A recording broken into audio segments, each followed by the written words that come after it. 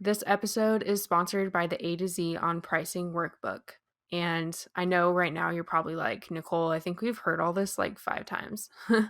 But we're having an upcoming launch of the rest of the A to Z series, which includes starting your business legally and the A to Z of client and email psychology, which is a big one.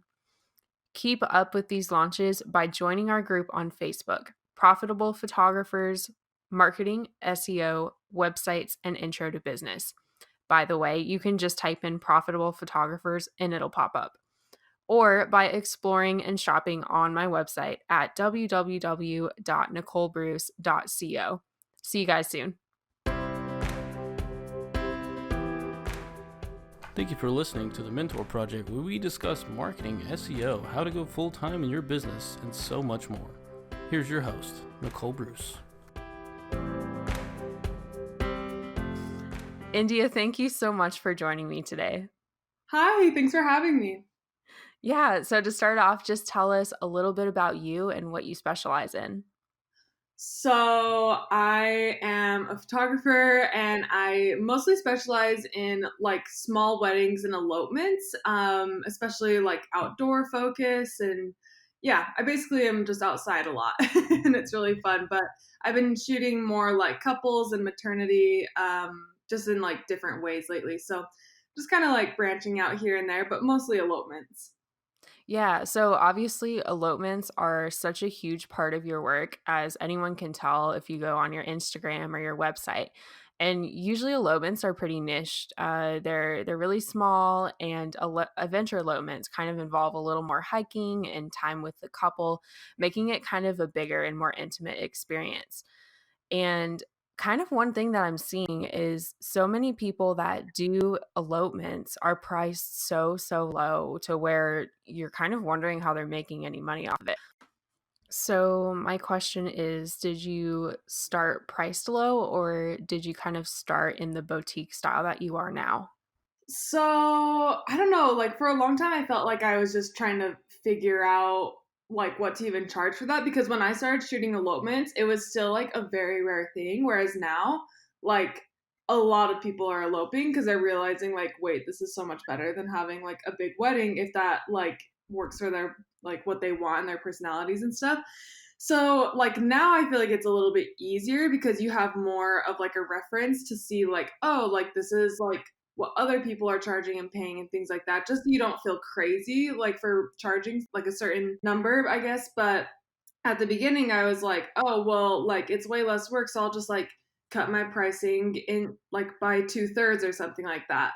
And like basically this is how I figured out all of my pricing. I would just start at a number, and then if I felt like people were like easily paying that number, like based on how many people were reaching out to how many were actually Mm-hmm. booking, then I would raise the number. Because I would basically try and figure out like, okay, I need to make this much money per year. Like if I'm shooting X amount of elopements, like can I get there? And so basically, it was just like experimenting, like raising my prices, like adding, like, I don't know, adding like $500 to each package. And then if people stop booking it for like a month, I'd be like, okay, maybe that's too much. Maybe I'll only raise it $300. So then I dial it back a little bit. So for a while, it just kind of like went like that because for me, like a lot of pricing should be based off of your demand and like your demand only. So I think a lot of people make the mistake of looking at other people and seeing what they're charging and then being like, that's what I need to charge for an elopement. Whereas like it is good to be able to see like what others are charging just so that you know like okay, like people are paying this, like this person is getting booked, so I'm not crazy if I want to charge this much or more.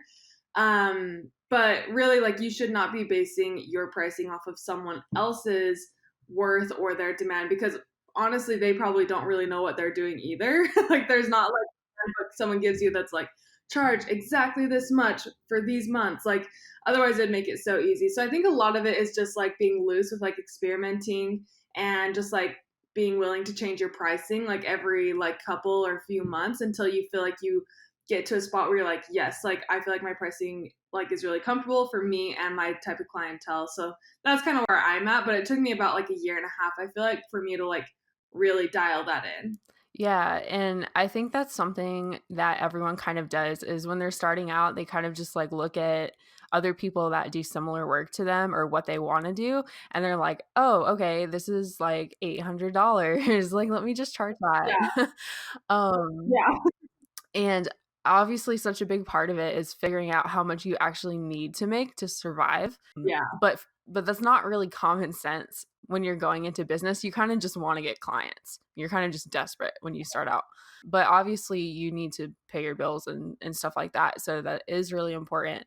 And I know this is for you too, but people that are coming to work with you, they shouldn't just be like, "Oh, you're in my range. Perfect. Let's work together." They should be like, "Oh my gosh, I love your work. I need you specifically." You know, it doesn't matter if you're $800 or if you're $3,000 or $7,000. I want you specifically and no one else. yeah, for sure.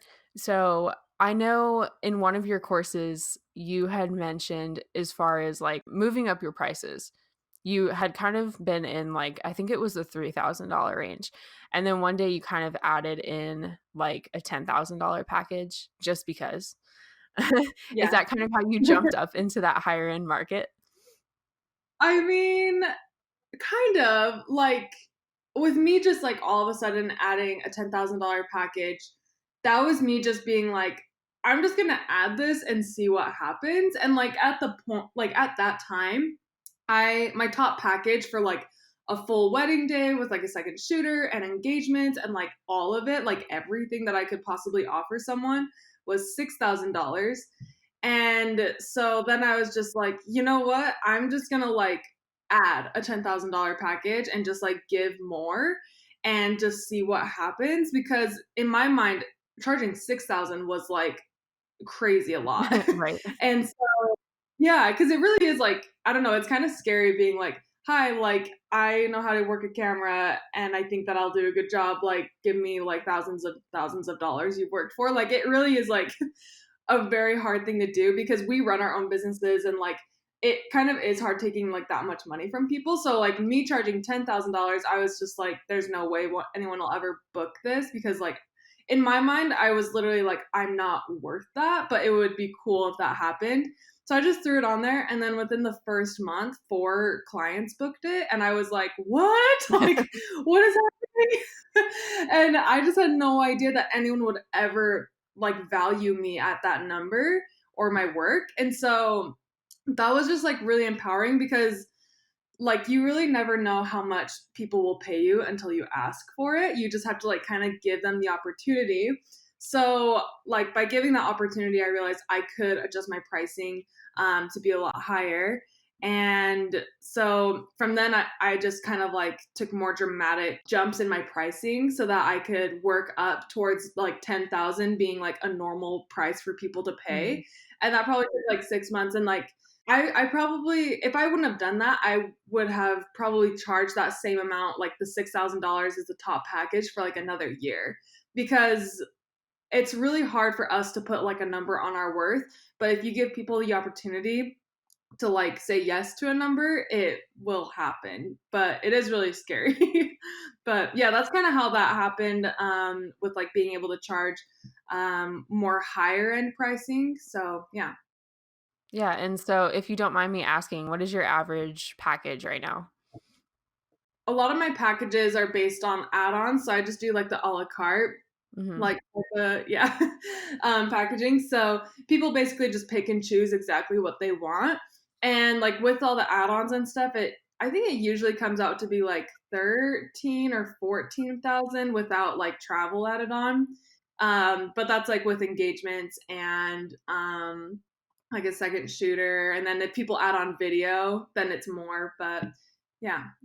Yeah, and so it really is just about giving people the opportunity to spend more. If you just put like $3,000 on your website and that's your highest package and you don't have add-ons, you're not ever going to get $4,000 or $5,000 because that's what you offer. Like there's no room to expand beyond that. Yeah, and I mean, like, for sure you need to, like, have your shit together, like, Yeah. not just be, like, on a kit lens and, like, stuff like that. I mean, maybe, but, like, I do think you need to like at least have confidence in your work and like how other people would value it, even if you wouldn't.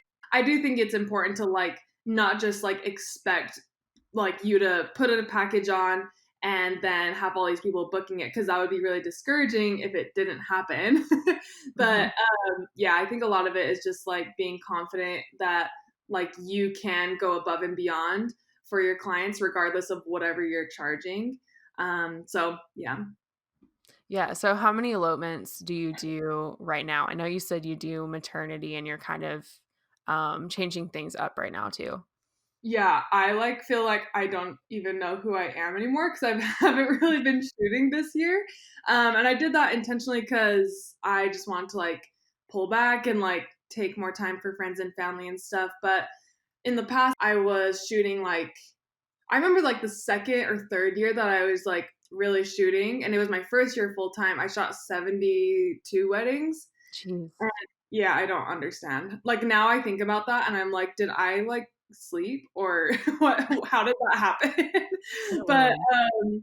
now I've like dialed it back, and I've been doing this year. I think I did 6 weddings and elopements. And then I'm doing like lots of like portraits in between that. I've realized that I actually enjoy portraits, like engagements, maternity, like anniversary, stuff like that a lot more because it's just like way less stressful. So I've Mhm. been like trying to focus more of my energy there. Alright, so I know obviously you went from, like, 70 to 6, which is kind of a big difference. So how did you kind of reach that change in viewpoint from where, "Oh, I'm getting all these clients, everyone loves me, I'm booking so many," down to, "Oh, crap, like, I should probably live life and spend time with my friends and family." So where was kind of your change in your viewpoint there? So I'm sure other people have had this happen.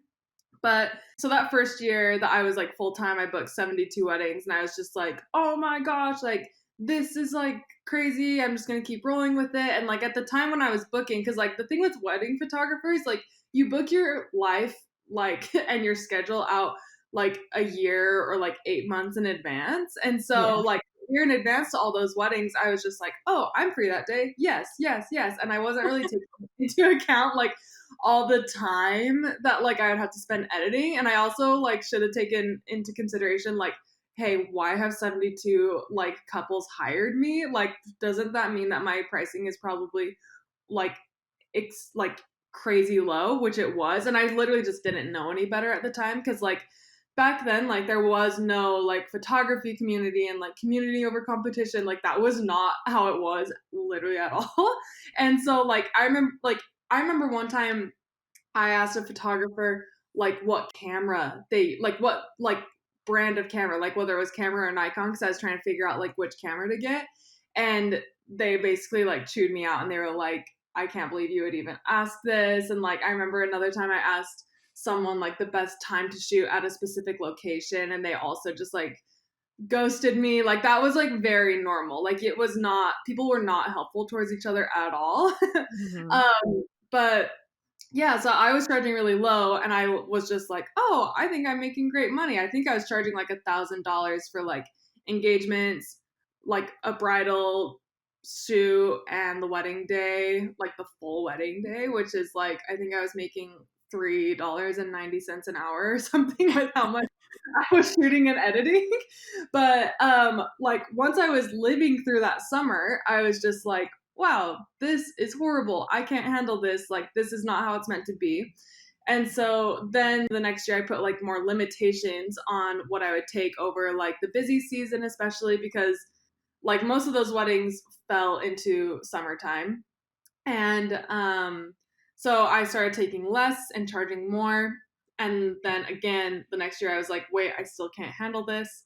And then I did that another year. And then I just kind of started realizing like, okay, what weddings do I go to that like don't feel exhausting or like don't feel like work, or like how can I dial this in? So I feel like a lot of it was just figuring out like, okay, how can I make this work for me? And like, does it work for my clients too? And can I create something like new and different that like is ideal for like my working situation, but also like offers a lot of value to my clients? And so that's when I started doing like my packaging where I do like engagements, elopement, and then like honeymoon coverage with like video and stuff like that. And I basically just tried to like dial everything down alongside like taking less weddings and charging more. And it was up until literally like this year, like my life right now, where I haven't felt burnt out of shooting and editing and like trying to be creative and like I don't know, it's just been really cool because it is like now I feel like I'm so excited for when I'm busy again. Like I'm so excited to be shooting all the time and like have that busy feeling, but it's just like a really cool thing to like get really burnt out of something and then pull back from it and then like find your passion for it again without even having to do it. And I feel like that just like goes to show you really do love something. But I do think it's really important to like respect your boundaries and like know like hey this is too much for me even though it might not be too much for another photographer because I see photographers still that like they're shooting like 40 or 50 weddings a year and they're traveling all the time and they're always away from their family and friends but like that works for them and they're actually like so happy doing that and I think it's just like understanding how to define your own version of success whereas like for a long time like I remember I got to this point where I was like, wait, like this is success when I was like traveling the world, shooting elopements all the time. And it was an amazing experience and I loved it. But also, I was just like, I can't handle this. Like, this isn't success to me. Like, success to me is like being home with my dogs and my cat and like being in the yard doing like gardening and like seeing my family and like going on weekend trips camping like that's what success is to me is to feel like freedom and control over like what I do with my life and when I was just shooting all the time I felt like I was a slave to my computer and I just didn't love that and so I feel like it really took a long time for me to like I guess dial back and really like take a step away from what I thought was like the industry's version of success and I thought it was mine as well and then really tried to like hone in and be like okay no that's not working like this is scary I'm going to make less money like there was a lot of things that were scary about it but now I'm really glad that I did it and I think everyone should do that at least like once a year where they're just like okay, am I happy? Like, am I actually happy? Is this working for me? Is there longevity in this? So yeah, I think it's really important to just like not only respect your boundaries, but like you have to find them. I feel like a lot of people don't find them before they get to like their rope's end and they're just so burnt out and they're unhappy. So Yeah. yeah, it's a heavy topic for me, I feel like, but Yeah, I mean, there's a lot of people that come into, being a photographer, running their own business, they are trying to run away from the 9 to 5, but then they go into owning their own business and they work like 80 hours a week and do 70 weddings a year, yeah. which is just as bad and probably even worse because, Yes. when you're running your own business, if you don't shut it off, it's not going to shut off. Oh, exactly. Like you're in complete control. And like I always tell my friends, I'm like so envious of their like 9 to 5 jobs, like because they can like go to work and then they can leave work and not think about it anymore. Whereas like I feel like any business owner, you're constantly thinking about work. Or like if you're taking time off, like you're forcing yourself to not work, you're still thinking like, oh, I should be working. Like there's like a little ping of guilt sometimes, like at least for me. And I feel like that happens for other people too. Like it really is hard to like be in that position where you're in control of like an entire business that's controlling your life. And so it's hard to like figure out how to turn things around so that instead of living to work, you're working to live and you like make your business work for you rather than you working for your business. Yeah, and that was always my kind of concept on things too was, like how do I get a full-time wage but only work, 15 or 20 hours a week. And that was always my goal was because I want to live life, like actually live life, go to Yeah. waterfalls and hike and spend time with my husband. He's there for a reason and I don't want to just see him after work. So I think I mean, it's up to preference though. Like you said, there are people that take, 50 or 60 weddings a year and they love doing it and that's all they want to do. And that's fine too. But Yeah. if that's not what you're going for, then don't go for it. Up your Yeah. prices and work less and do what you actually want to do. Yep. So I know a huge part of your success has been on Instagram, which has been at least a pretty good adventure for me and a lot of other people regarding, the quote unquote algorithm and all that other fun jazz. Um, Yeah. so I know you mentioned previously that it used to be all about followers for you and that you were focusing so much on that, but soon it kind of shifted into not how many followers you have, but instead how many inquiries you were getting off those followers, which obviously is the way it should be.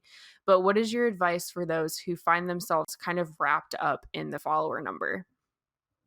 I feel like a lot of the times we get really wrapped up in the numbers and like the amount of likes and followers and like especially now that like you can see the what is it called, like the statistics of like how your posts do. Hmm. I don't remember what The that's called. analytics. But yeah, the analytics. Yeah, like even that, like looking at that sometimes I'm just like, wait, like why did this photo do better than this photo? Like I like that photo way better. And it really like kind of sends you for a loop sometimes because there is like that need for validation on social media because it has created like it's made you that way. Like I don't think we would normally be like that.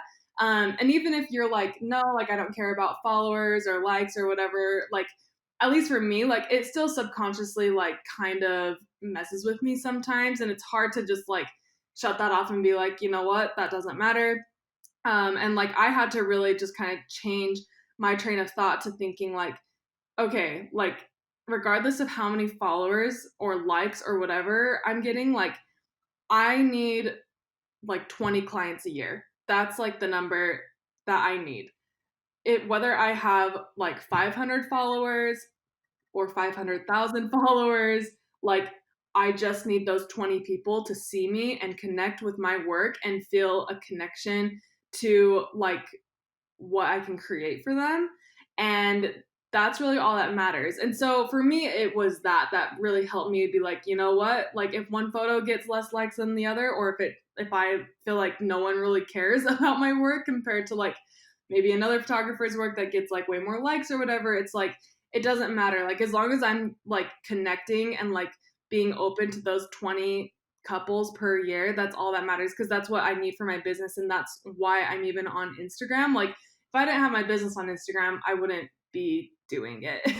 And so I feel like it's just like taking a step back from it and being like, you know what? I'm not making money from sitting here scrolling through your Instagram feed for hours or like being really nitpicky about how things land on your feed with like the squares or like how many likes you get or like asking people what they want to see from you or like how you can do better and like or like shooting for Instagram. Like, I don't know, it's just pretty toxic, honestly. And so, yeah, it really just took me like slapping myself in the face basically and being like, okay, no more of that. I need to just focus on like how I like am coming off to people, if I am seeming like a real person or not. And like as long as a few people think that like I'm cool enough to bring on their wedding day that year, like that's great. I don't really give a shit anymore how like different posts perform. I just want to like focus on like, okay, like what am I doing on social media that actually is making me money and is actually like getting me closer to those connections. So that's like what really like that's what I had to change at least. Yeah, so I mean, it's really hard not to look at the follower number because it's there and it's like what we've been trained to do. You know, Yeah. we're constantly competing like how many followers do you have? Oh, I have more. It's like a childish game, but Yeah, it's also just weird because like I feel like a lot of people like assume one photographer is better than the other because of the follower count. Mhm. Like I have people that reach out to me for their weddings that I can tell they're literally just reaching out to me because I have a lot of followers. Like, because I have like little things on like my contact form, and like when I talk with them and like over the phone for like our initial call, like I'll ask them like what about my work that they connected Mm-hmm. with, and sometimes they like won't have an answer, and I'll ask them how they found me, and they say like, oh, Instagram, like I don't know. So it's just like I have to also be careful of like not letting me be the photographer for people that don't truly value what I want them to value as well. Because like there's so many photographers that have like 200 followers that I'm just like I worship. Like I think they're the most amazing photographers ever, and they've just like figured out how to like not give a shit about Instagram or like to make their business work without it, which is like amazing. But it is weird that like some like clients especially will value one photographer more than the other and like pay more based on follower count. So I don't know, that's kind of weird to me. Yeah, so this is kind of just a stem off question from what you just said, but those people, because I know I get that too, where sometimes people will be like, "Oh, you're in my range, let's book you," and you know, like not have a reason for actually booking you for your work. Yeah. So when that happens for you, what do you usually do? So honestly, like luckily that hasn't happened in like a year because now I can like catch Yeah. it. Like I can kind of tell if they actually like really connect with my work or not just by doing like lots of conversating, I guess, like talking back and forth via email, like questionnaires and like doing a call and stuff like that. Like it's usually like within the first email, I can tell if they actually like connect with my work, if they value what I want them to value, because I don't want a client hiring me if like they think I'm like a really good photographer, but they don't value like how like loosey goosey it is, like the way that I shoot, Mhm. or like if they like want things like done exactly a certain way, or if they like want certain photos recreated, like things like that I can just kind of tell. But in the past, like when that's happened, when like I can tell like I'm already contracted, I'm going to be shooting the wedding, or I'm like literally at the wedding, I feel like it's usually like this is a conversation that I've had at weddings.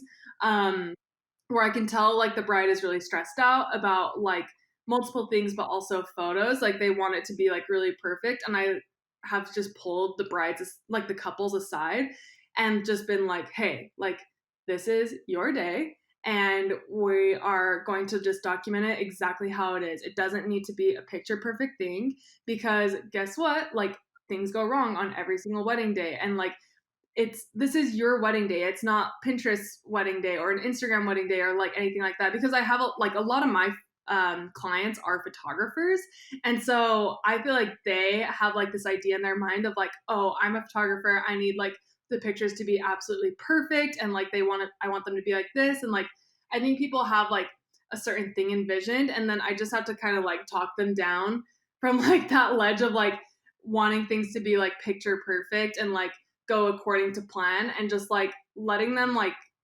try and like feel as present as they can be with one another on that day without like the stress of like what anything will turn out like whether everything goes to shit or like if everything turns out great, it shouldn't matter. Like this is your day. Like photos are just like a very like small part of it, and like I'm just here to be like on the sidelines. But like I just really have to like I don't know. I mean that's only happened like a few times though, where I have to like help them like value what I feel like they should value.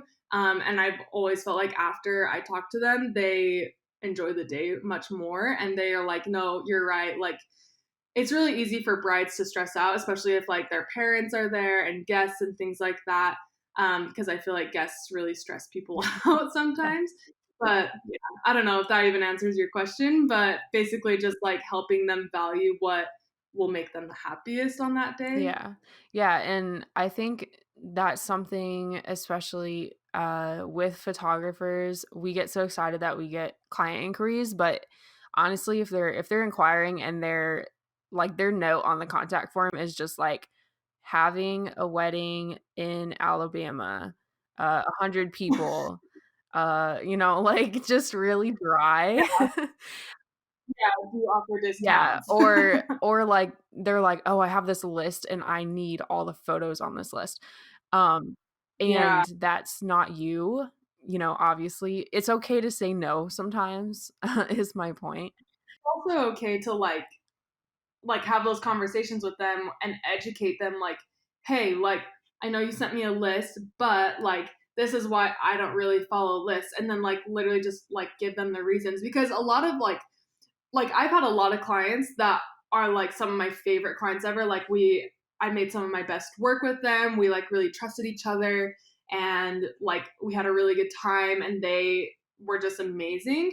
But it would have been like honestly a shit show if I hadn't educated them about like, hey, like I know you've gotten on like the not.com or whatever and seen like 30 things you need to ask your photographer before hiring them, or like 101 things to put on your photo checklist for your wedding day. Like they just see that and they're like, oh, that's what I'm supposed to do. Like this is people's first time getting married Mhm, typically. So I feel like you have to be like, hey, no, no, no. Like yes, there are those websites. Like, yes, you can send checklists, like blah blah blah, but like this is why I do things this way.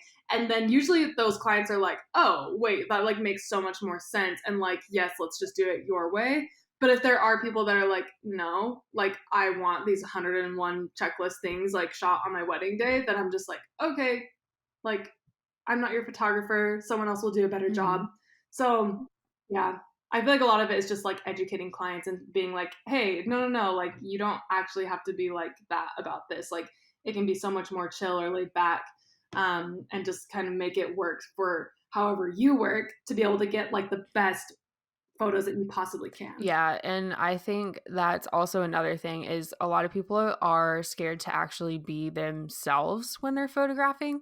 When especially when we're doing weddings, we're like, "Oh, this shot needs to be perfect," and this shot needs to look like this. And I know especially for your branding and your artistic style, having like creative blurs and like, totally different aspects that we would normally think of is, if that's you, then that's your brand. And that's not something that you should be hiding. And that's not something Yeah, that clients should be, if you have that client where you're kind of getting that feeling, that might also be the client that gets their photos back and they're like, this picture is blurry. And you're like, this is yeah, half my website. So yes, it's so important to just be yourself and just do what you do and educate your clients and make sure that you guys are all on the same page. for sure. So, my last and my biggest question, what is your most relevant piece of advice for those starting out in the photography industry? Ooh, I mean, probably just to be patient with yourself, because I feel like now it's so crazy to me to watch people like get a camera and like become photographers, because they can literally do it where they're like getting gear, they learn, they start their business, they're like booking consistently within like a 12-month time span. And I think that's like literally so insane, because like 5 or 10 years or like further back, like that would literally never happen. Like I think it took me like 4 years to get to the point where I was actually like booking clients really consistently. And like granted, I was like in high school when I was learning, so 4 of those years are like high school years, but like still it is like so crazy to see how fast people progress now, because there are so many resources out there. There's so many people who are photographers. They're all on social media, so you're constantly surrounded by like all this like really really amazing work, and like seeing everyone's best and seeing how much they're progressing and stuff like that. And it's really easy to like get down on yourself and be like, holy shit, like, why am I not that good? Or like, why am I not progressing as fast as they are? Or, like, why didn't that wedding book me? Or things like that. And I feel like a lot of it just comes down to like chilling out, like not comparing yourself, obviously. I feel like everyone's heard that, but like just focusing on yourself and being really patient and kind to yourself as you're working through it, and just like and trying to like enjoy every part of the process, even the ruts. Like now when I go through creative ruts, I'm like really appreciative of them, because I'm like, you know what? That means I'm passionate about what I do, and that like I'm giving something my all, which not very many people like can say about their job. And so even when like those creative ruts come where I'm like, oh my gosh, I just feel like crap right now, or like I'm not loving my work, or I don't, like those low points, I'm like, okay, it's gonna end. I just like let myself be patient through it and grateful for it because I know that I'll always come out of it. So patient with yourself, like in the highs and the lows, basically. Yeah. So to close it off here, let's crank out a few fun questions for you. Okay. So dogs or cats? Dogs, dogs, dogs, dogs. Okay. Favorite ice cream? Ooh, ooh, lavender. I love lavender. What is lavender? It's like it's like a plant, like an herb. Oh, okay. I was like, how does plants and ice cream go to okay, I I don't know. got It you. actually is really weird, but it's Yeah, really I've good. actually seen it in, Arizona, now that you mention that, but we don't have it out east. Yeah, we don't have it in Utah either. It's a bummer. Alright, what is your dream elopement destination? Oh, probably Montana right now. Okay, are you talking about Glacier? Yes, or Okay. like literally anywhere in Montana. I love all of it. Okay. All right. So we talked about so much today and so much that will help our audience. So I know you also have more resources that you've created, courses and stuff like that. So where can we find you if we have more questions? Yeah, so like my photography is on indiaearl.com, and then I do lots of like resources for photographers for like education and like templates and tutorials and workshops and all that jazz, and that's on indiaearleducation.com. So you can find it all there and learn some new stuff, I guess. Yeah, we talked about a lot today and thank you so much for coming on the show. Thank you so much for having me. It was awesome. Yeah, I had so much fun. So again, thank you for joining me and for everyone listening, thank you for listening and we'll see you guys next week.